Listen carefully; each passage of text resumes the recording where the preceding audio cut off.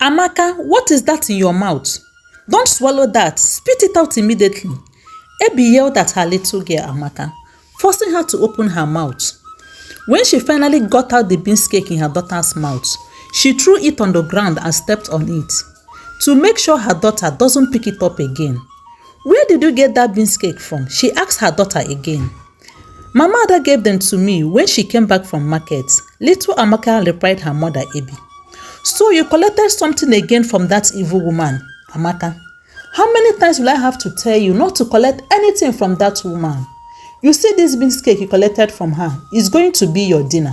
Ebi shouted at her daughter. She pushed her out of her way and marched to her co-wife's hut in anger. Mama Ada, she shouted, knocking repeatedly on her co-wife's door. Mama Ada, I know you are in there. Don't pretend not to hear me. Better open this door now. You better come out now and tell me why you wanted to kill my daughter for me. Ebi was still talking when the door opened and Mama Ada was standing there. Ebi, what did I just hear you say? Did I just hear you say I, Mama Ada, wanted to kill your daughter Amaka? Mama Ada asked Ebi, her co-wife. Yes, you heard right, Mama Ada, Ebi thundered. What is your intention of giving my daughter beans cake again? Even after I have warned you severally to stop giving food to my daughter Amaka. I have told you times without number that I and my daughter are not hungry. I feed my daughter very well, more than you feed that your skinny daughter Ada. Ebi yelled.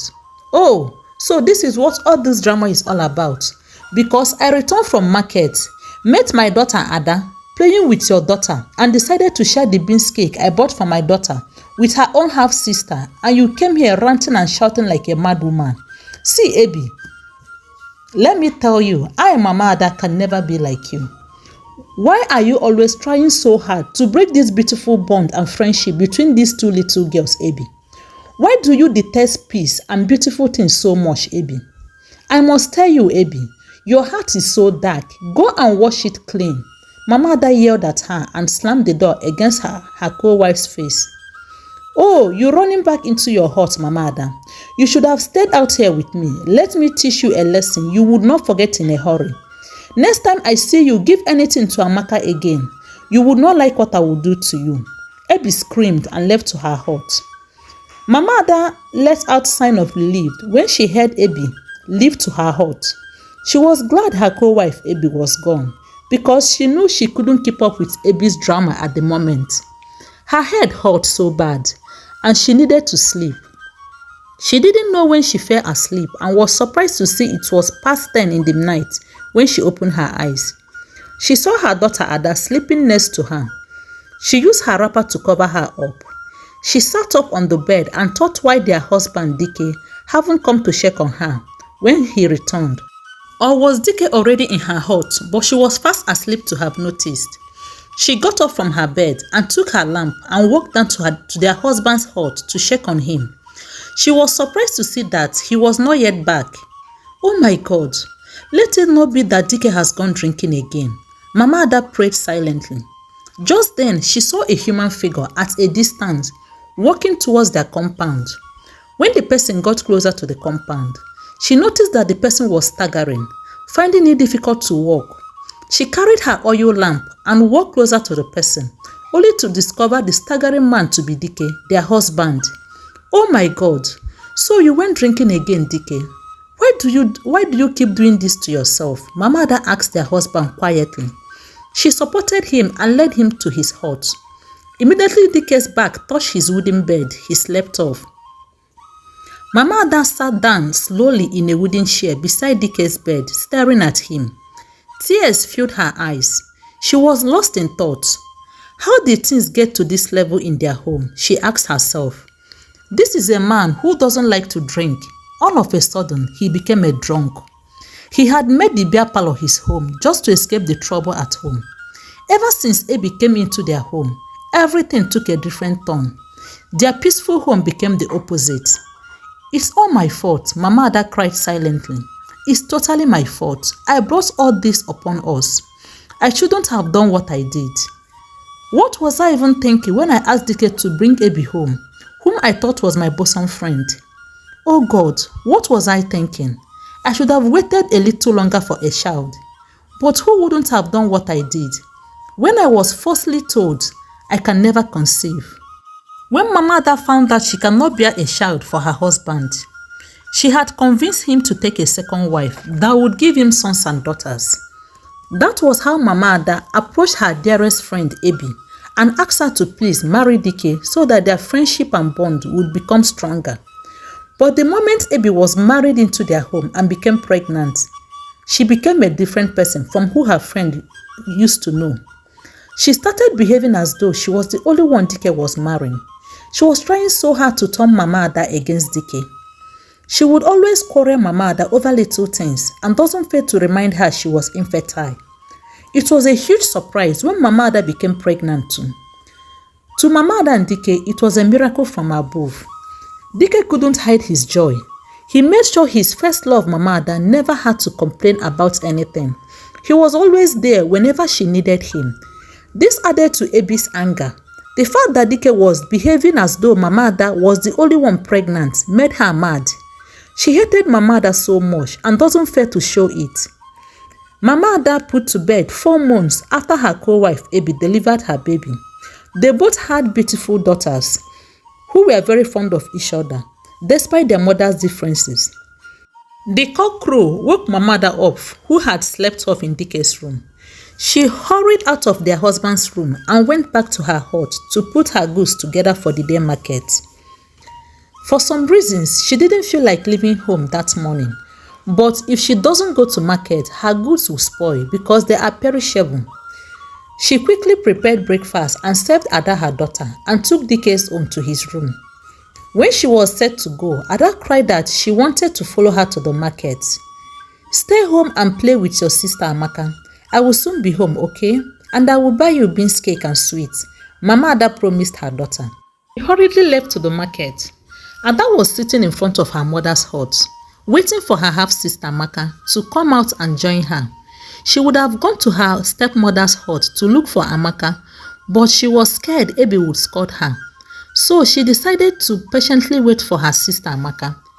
Not long, she saw Ebi leaving her hut with her farming tools. She greeted her, but Ebi didn't say a word to her.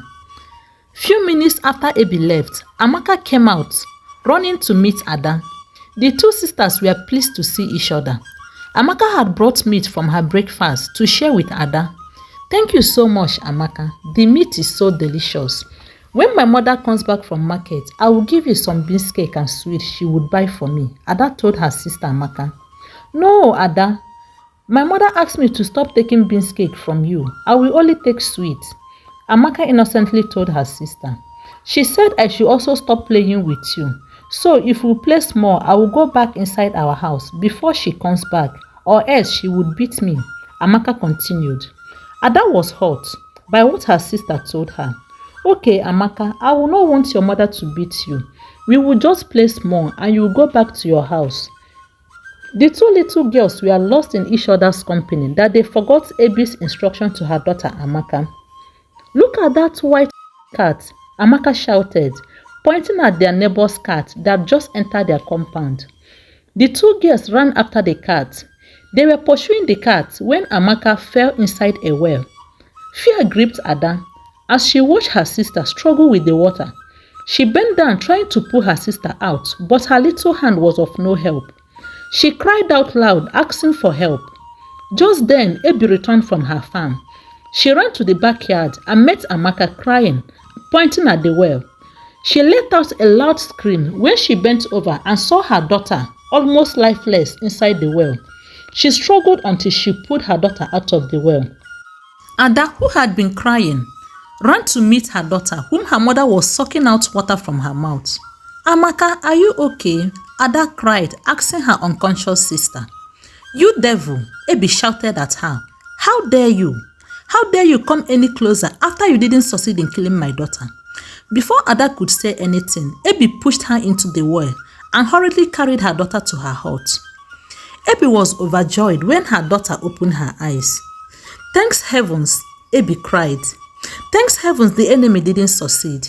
She rushed to her kitchen to bring food for her daughter. She was in her kitchen when she saw Mama Ada returning from the market. "Well done, Ebi," Mama Ada greeted her. and walked to her hut. She was still in her kitchen when Mama Ada started looking for Ada. She quickly dished the food and carried it to her hut and closed her door so that Mama Ada wouldn't come asking her about Ada. For some reasons, she was restless. She lost appetite for the food in front of her. Her heart skipped when her daughter asked her about her sister Amaka. Not long, her co-wife knocked on her door asking her if she had seen her daughter Ada. And Ebi replied that she had not sighted Ada since she returned from the farm. Mama Ada lost it immediately. She started crying, shouting her daughter's name. Their neighbors started gathering in their compound. Ebi too came out of her hut and joined her co-wife in search of Ada. Dike, who was in his farm, was called back home. Within a short time, news spread around the village that little Ada was missing. It was getting dark and yet there was no sight of Ada. Mama Ada couldn't hold herself anymore. Her co-wife Ebi and close friends were trying their best to hold her down, assuring her her daughter would be found. People started leaving to their houses when it got dark, except for some close relatives and friends who stayed back. Ebi frowned when someone tapped her on the shoulder. She turned to see who it was. When she saw it was Nnam, the palm wine tapper. "Yes, Nnam, what is it?" Ebi asked him angrily.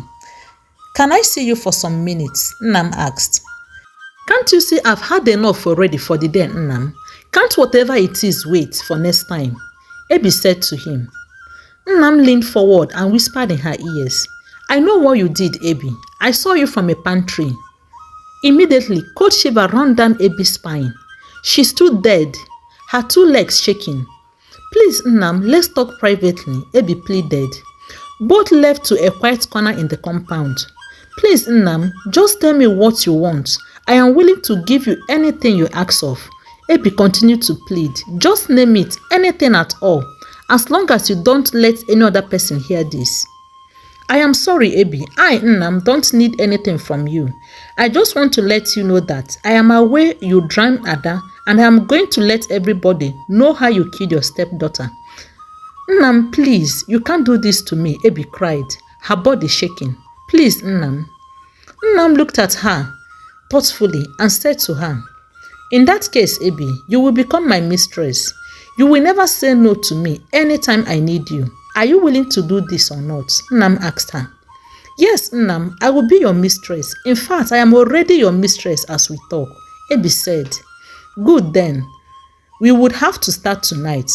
Come to my place by midnight. Make sure not to make any sound when you enter my compound, so that you don't wake my wives and children up. Quietly sneak to my hut. I will be waiting for you," Nnam said and left immediately without waiting to hear what Ebi had to say. "Oh God, what is this I got myself into?" Ebi cried when Nnam left. She was glad when the remaining people in their compound left to their homes. Only Mama Ada's mother stayed behind to support her daughter. Sleep was far from her eyes. She was waiting for 12 midnight to visit Nnam. Her heart was beating as she prepared to leave her hut. She made sure to cover her body and lightened a lamp and kept at the corner of the room so that she wouldn't be scared in case she wakes up before she returns. When she got to Nnam's compound, she was able to figure out which was his hut fast because of the size of the hut. She quietly walked to his hut and tapped on the door.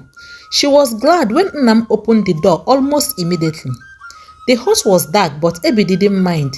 She just wanted to get down to the business and get out of the place as soon as possible. "Undress, we don't have much time," Nnam said to her. Ebi undressed quickly and told Nnam she had done that. "All right, Ebi," Nnam said to her and lightened a lamp. Immediately the light came on. Ebi shouted, "Efuomo," and quickly dashed to pick up her clothes. The room she thought was empty was filled with people she knew. Dike, her husband, was in the room. Little Ada was on the bed sleeping. Dike's relatives too were also present. Nnam's two wives were also in the room. "Well, Ebi, when I saw you push your stepdaughter into the well, I had to stop the wine I was tapping and climb down fast from the pantry and brought out your stepdaughter out from the well. I took her home where my two wives cared for her. I thought you would have had a change of heart and go after the innocent girl you left to die. But no, you never did. You pretended not to know what happened to her till this moment. You are really everything they said you are. You are really heartless, Nnam said, and spat. I leave you to your husband Dike and his people. Ebi, who had managed to put on her clothes, buried her head in shame. She couldn't raise her head. Dike thanked Nnam and carried his daughter and left to his home with his relatives, while Ebi followed behind. The next day, Ebi's family was invited. After the two families met and discussed, Ebi's marriage to Dike was dissolved and her bride price was returned.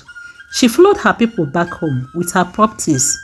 Dike took his daughter Amaka from her as the tradition demands. Did you enjoy the story? You can tell us what you think or what you grab from the story in the comment section. Please do subscribe for other interesting stories and like the video as well. Thank you so much for your time and support. Bye.